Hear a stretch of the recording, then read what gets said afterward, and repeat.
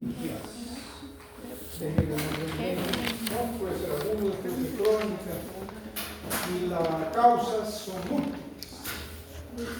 Puede ser bacterias, virus, hongos, parásitos, etc., ¿no? Desde el punto de vista clínico, ¿qué cosa va a tener un paciente con meningitis? Primero, si es un proceso infeccioso, tendrá fiebre, tendrá frío. Como está afectando a la meninges, obviamente tendrá cefalea, ¿no?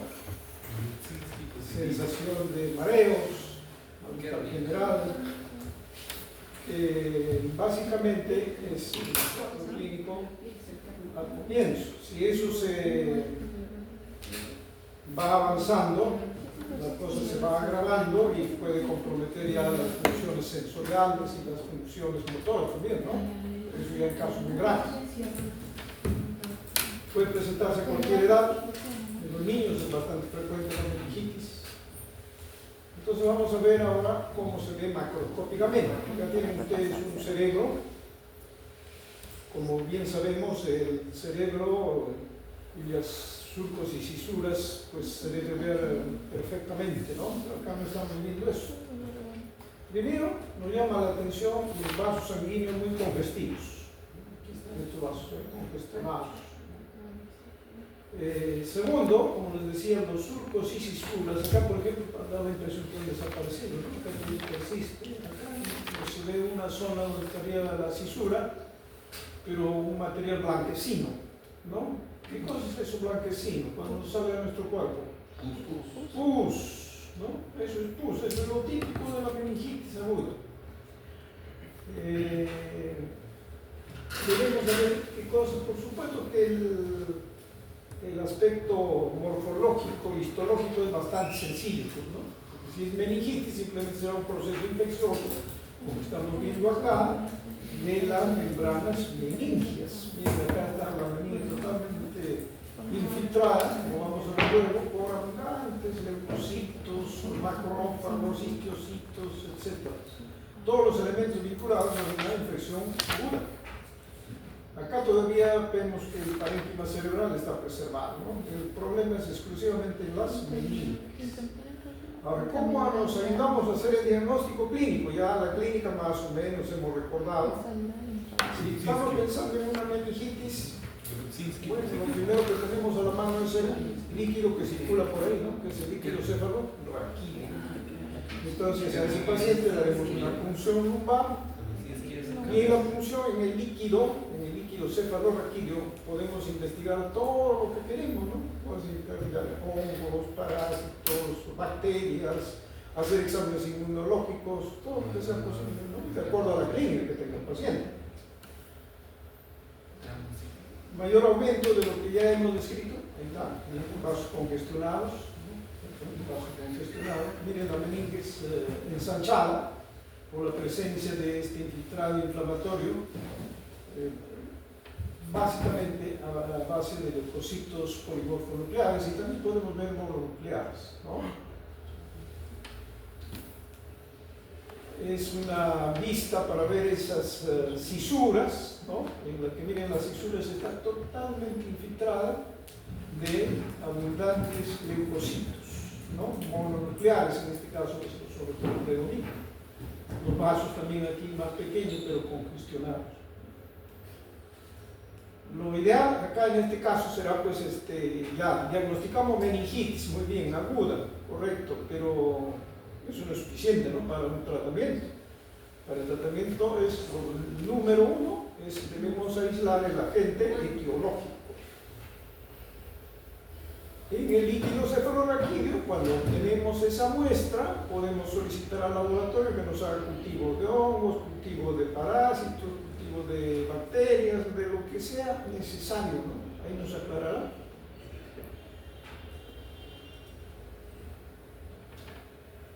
Otra vista, la misma cosa, ¿no?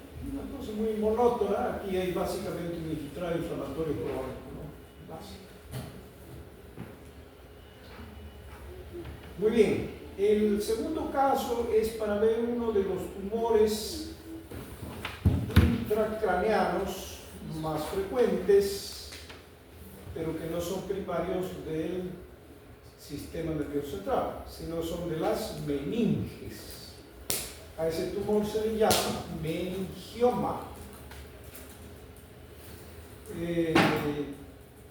En general, los tumores intracraneanos, como vamos a insistir ahora en la teoría, se caracterizan pues porque puede ser benigno como puede ser maligno, ¿no? ¿Qué ocurre en un tumor? Un tumor, sea benigno o maligno, lo que ocurre es que va a crecer.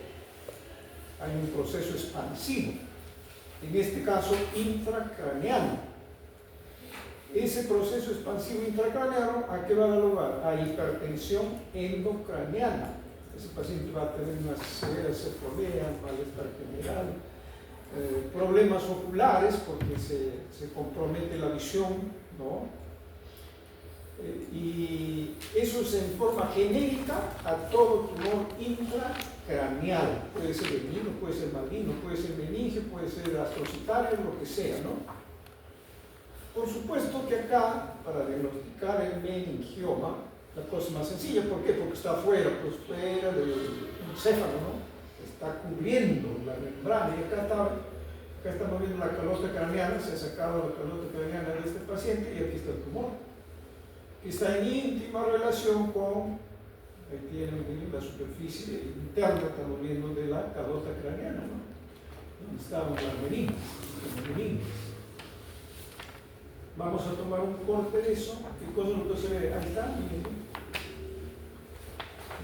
Vemos aquí con este aumento que no se ve todavía bien las características celulares. Vemos que probablemente todos son células muy parecidas unas a otras, pero un tumor bastante compacto, sólido, que en zonas tiene tendencia a formar nódulos, ¿no? Porque es un nódulo, por acá hay otro nódulo, pero todo muy parecido, muy uniforme, ¿no? Acá no se nota que haya polymorfismo, no llama la atención celular grandota ni nada por el estilo.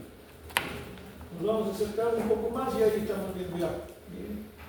Ya vemos las características de esas células medio alargaditas, un núcleo ovoideo, ¿no? Pero que no tiene caracteres de malignidad, dispuesta en este caso, por ejemplo, en forma de hojas de cebolla, ¿no? Se dice, después, ¿qué son estas? Son las células meningoteliales. Todos estos de acá igual, son células meningoteliales. Ahí nos hemos acercado un poco más a eso y acá se ve perfectamente, ¿no? Esa disposición en remolino, de las células meningoteliales. Ahora, meningioma es además un nombre genérico de los tumores que se originan de las meninges, de las células meningoteliales. Pero como les dije, pueden ser benignos como pueden ser malignos. Lo más frecuente es que sean tumores benignos. Una vez que diagnosticamos el meningioma, ¿qué hay que hacer? Sacarlo quirúrgicamente. Y la extirpación quirúrgica va a ser sencilla porque está fuera, en la periferia, ¿no? Simplemente se abre hace un huequito en la calota craneana y se saca el tumor. Por supuesto que el diagnóstico definitivo tiene que ser hecho con el estudio anatomopatológico, así como estamos viendo acá, ¿no? Y meningiomas es un término, como les digo, un nombre genérico. Pero esa forma de tumor tiene múltiples variedades, un montón, ¿no? Meningioma samomatoso, meningioma fibroblástico, etcétera, etcétera, etcétera.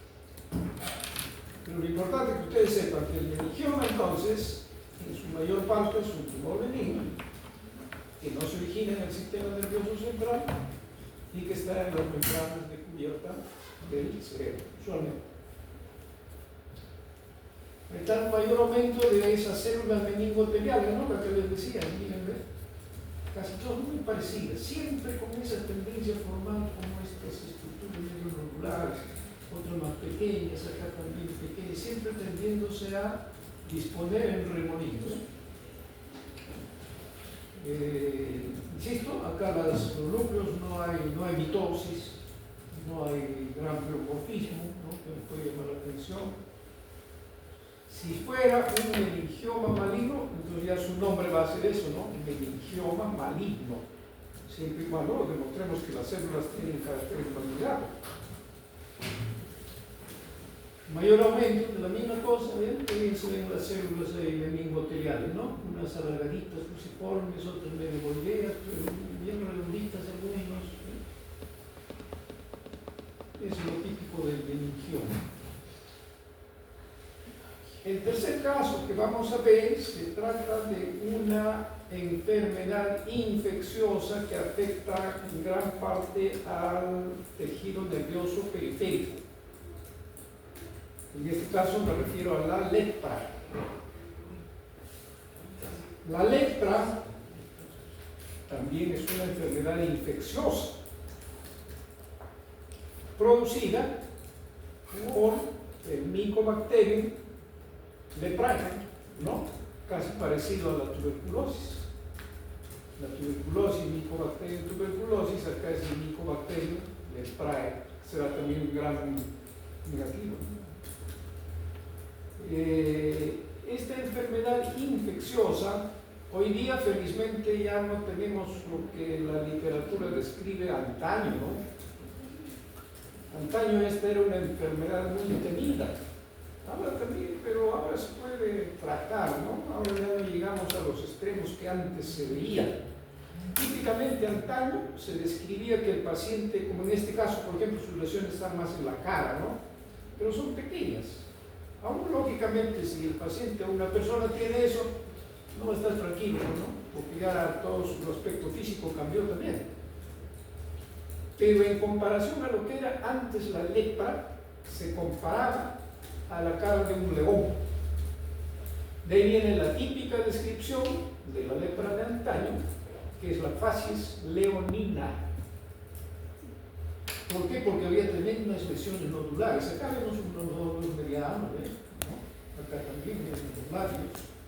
Acá también. Probablemente estas lesiones están en relación a los filetes nerviosos, ¿no? Acá son pequeños. ¿Por qué están aquí rojitos? Porque probablemente el paciente se lo ha rascado, se ha hecho un herida.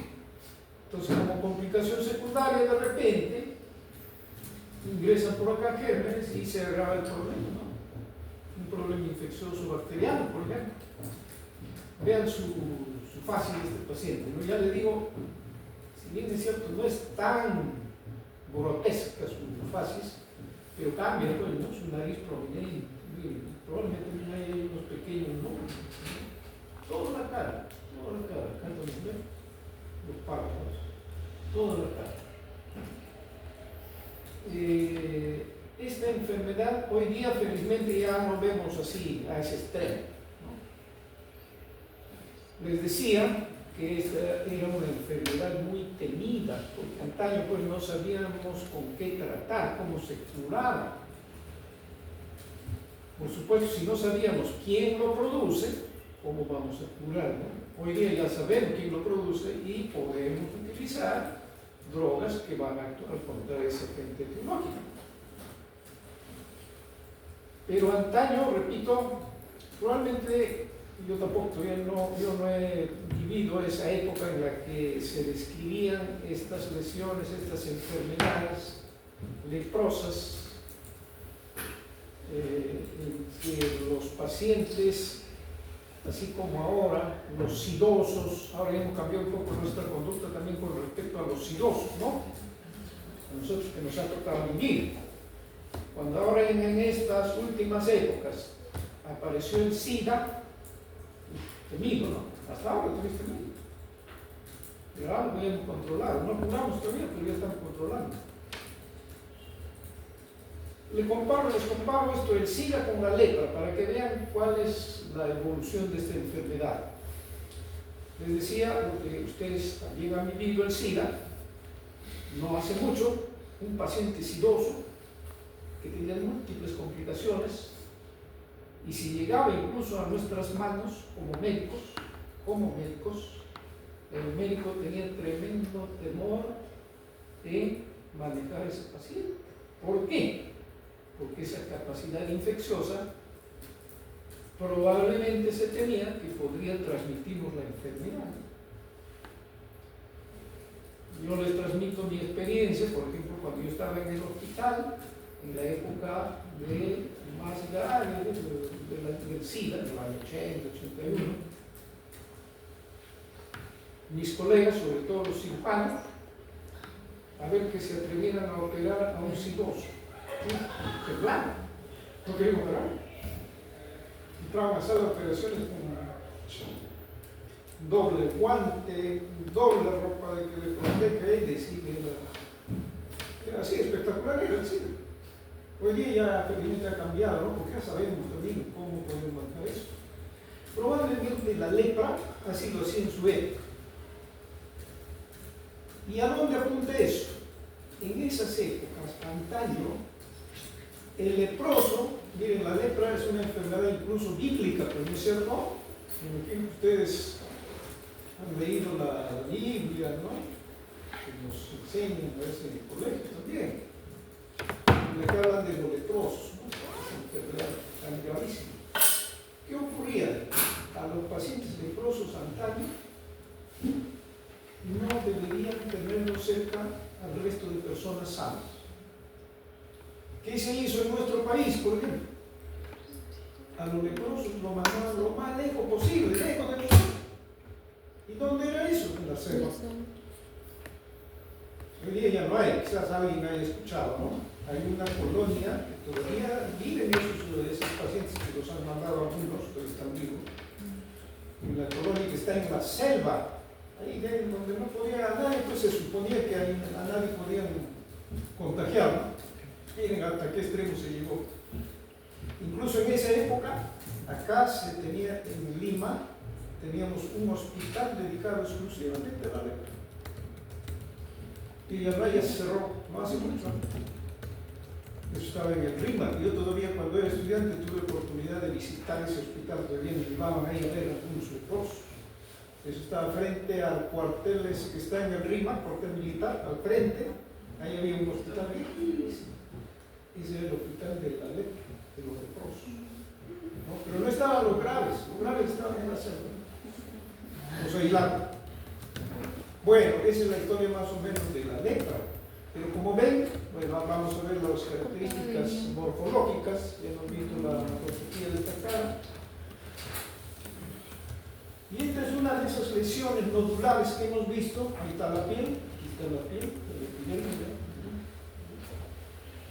El dermis, miren cómo están ensanchados totalmente. Probablemente toda esta zona más oscura corresponda a un filete nervioso que está comprometido por esta enfermedad infecciosa. Ahora, en cuanto a la anatomía patológica, se describen dos formas de lepra. Lepra lepromatosa y la otra es lepra tuberculoide. Bueno, como ustedes supondrán, la lepra tuberculoide se va a parecer a la tuberculosis. ¿Y qué caracteriza la tuberculosis? La vez pasada no vimos, o granulomas, ¿no? Entonces la lepra también puede producir granulomas. A esa variedad se le llama lepra tuberculoide. Y la otra variedad que no forma granulomas se llama lepra lepromatosa. Y esto es lo que estamos viendo. Pero vemos pues un gran compromiso, como repito de acá, probablemente todo esto ha correspondido a un filete nervioso que está distorsionado, con una severa reacción inflamatoria a base de macrófagos sobre todo, ¿no? A ver, veremos con un poco más de detalle luego. Ahí está. Aquí la piel, el dermis. No hay nada que nos llame la atención, quizás un poco de incremento de colágeno. Pero miren esto. Acá se ven algunas células un poquito más grandes, pero que no sobresalen mucho, ¿no? Compacto, sólido, parece medio alargadita, las estructuras tisulares. Ahí está. Miren lo que hay. Miren, histocitos, con citoplasma claro, medio alargadito, gran número de histocitos, macrófagos, que están tratando pues de fagocitar, tratando de defender a este filete nervioso, que acá hay parte del filete nervioso, pero que ha comprometido gran parte de su estructura. Básicamente, ¿no? Miren acá estos citocitos, el citoplasma claro. Muy bien. Ahora, la otra lesión que vamos a ver es una de las neoplasias malignas primarias más frecuentes del sistema nervioso central. Y este tumor se llama astrocitoma. Como ustedes pueden deducir, astrocitoma es un tumor maligno que se origina de los astrocitos. Ese es el más frecuente. El astrocitoma, siendo maligno, pueden ser en un extremo menos pleomórficos, menos agresivos morfológicamente. Pero hay el otro extremo, donde las células son mucho más pleomórficas, agresivas. Entonces, eso da lugar a que este tumor se clasifique en grados, ¿no? Por ejemplo, el astrocitoma grado 2 será el menos agresivo. En cambio, el astrocitoma grado 5 es el más agresivo. Ese va a estar creciendo rápido, con extensa zona de necrosis, que es lo que vamos a ver ahora. A ese astrocitoma más agresivo, grado 5, se le llama glioblastoma multiforme. Y eso es lo que vamos a ver ahora. Bueno, acá tienen ustedes, miren, un cerebro con una masa tumoral que aparentemente está incluso comprometiendo el tronco encefálico. Miren acá, ¿no? Está comprometiendo ambos lóbulos cerebrales y probablemente, como repito, el tronco encefálico. Este paciente debe tener un cuadro neurológico severo, ¿no? Y vean, así debe verse, ¿no? La sustancia blanca, la sustancia gris. Acá también la periferia se puede ver que está preservada. Pero acá hay necrosis, es necrótico, ya no vemos nada de lo que normalmente debe estar. Parece que tuviera que tener zonas hemorrágicas, probablemente, ¿no? Es decir, hay necrosis, hemorragia. Y da la impresión que acá también tuviera como unas pequeñas redondelitas que podrían ser cavidades, ¿no? Entonces, como ven, un gran tumor que compromete el parénquima cerebral. Por esas características, la posibilidad de que sea un astrocitoma de los más agresivos. Otro ejemplo, miren acá, cómo compromete ambos los hemisferios cerebrales, ¿no? Tremendo tumor con áreas probablemente necrótico-hemorrágicas. Acá hay otro pedazo, en el otro hemisferio, como está, aparte de la hipertensión endocraniana que debe tener el paciente, miren, debe tener severos problemas neurológicos, porque miren al tronco encefálico cómo lo ha desplazado para acá, ¿no? Cómo las cavidades ventriculares están distorsionadas. Acá da la impresión de que estuviera colapsada, incluso el líquido cefalorraquídeo que circula por ella no circulará normalmente, no tendrá dificultad. Miren cuántos problemas.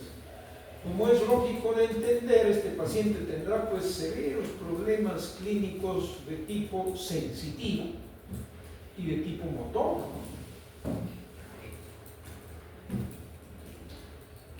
Ahí está el corte de ese tumor. Aquí siempre recordando, ¿no? Debemos recordar cómo es un cerebro normal, donde están los astrocitos, la oligodendroglía, ¿no? La microglía, etc. Pero acá no, porque veíamos, ¿no? Esas áreas, como les decía, necrótico, hemorrágicas, de extensa zona, ¿no? Ya no hay células de nervios, se han muerto. Acá hay una celularidad, ¿sí?, que llama la atención, con numerosas formaciones quísticas, miren, como una laguna, ¿sí? Todo esto es el tumor. Luego veremos en detalle qué células se ven. Ahí está, nos hemos acercado un poco más y ahí estamos viendo la zona necrótico-hemorrágica y la zona tumoral viable. Miren, tremenda célula, me llama la atención, ¿no? Que son los astrocitos con marcada degeneración maligna, miren, ¿no? Y ahí es donde se ve, pues, probablemente sea zona de necrosis, por eso de blanco, no hay nada. Nada. Repito, a este tumor, el más agresivo, se le llama glioblastoma multiforme. Mayor aumento de esas células astrocíticas atípicas, distorsionadas en su forma, su tamaño, con hemorragia, necrosis.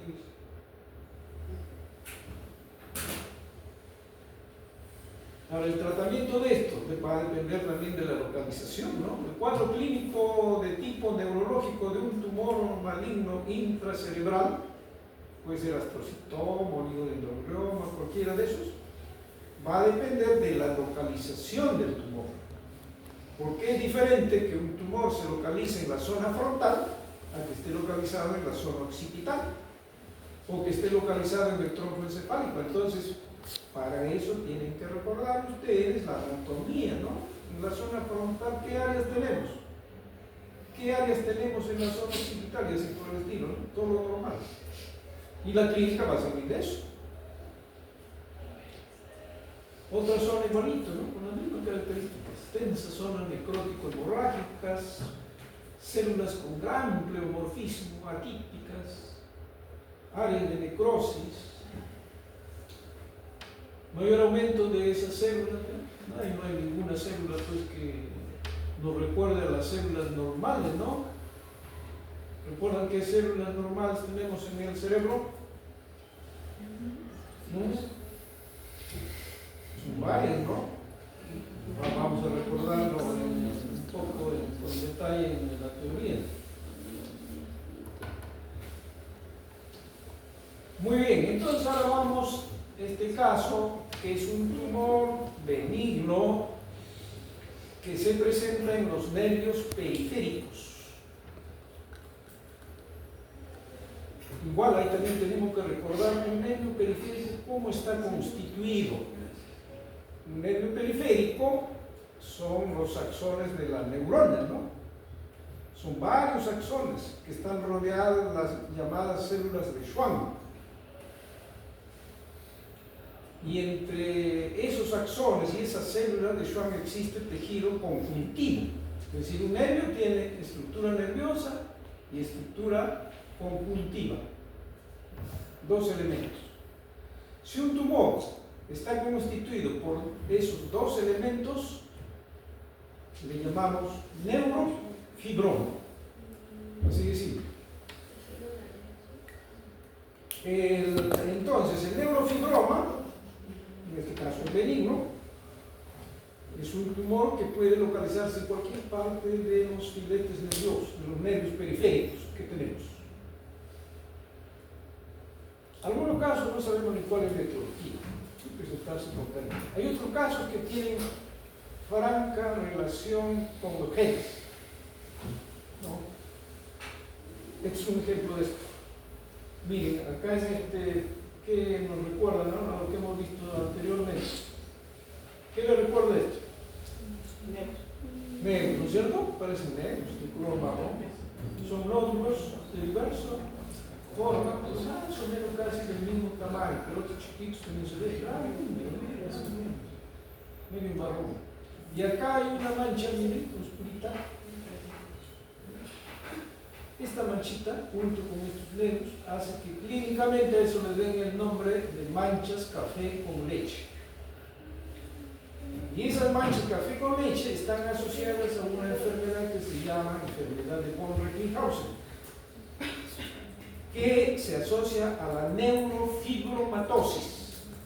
Entonces, neurofibromatosis, este es un caso de eso, que son muchos, ahora los demostraremos que son neurofibromas, no son nervios, son neurofibromas, y por eso, como repito, se le llama neurofibromatosis.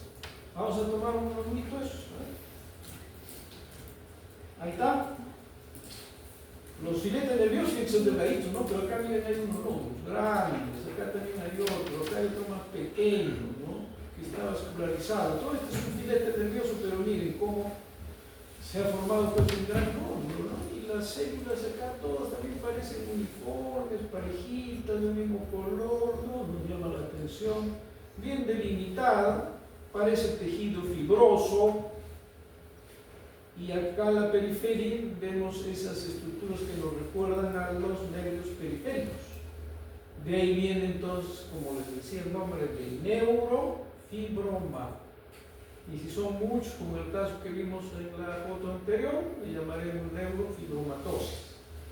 Pero el objetivo que vean es el neurofibroma. La neurofibromatosis es una enfermedad, como les decía, genética que puede presentarse en el flujo mundial, ¿no? Felizmente en nuestro medio no es tan frecuente, la neurofibromatosis. Pero neurofibromas, que son individuales, muy escasos, son usuales. Nos hemos acercado un poco más y estamos viendo las características de esta estructura nodular parecida a esta, con células alargadistas, fusiformes, que corresponden al tejido nervioso, y un fondo eosinófilo, que es el tejido fibroso, neurofibroma.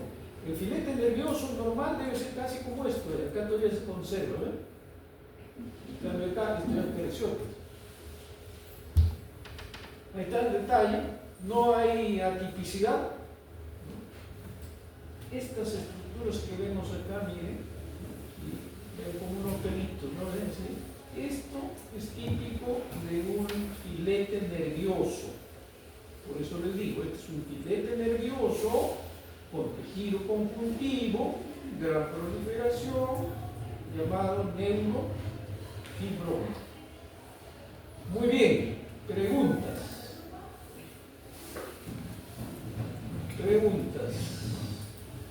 ¿No hay preguntas?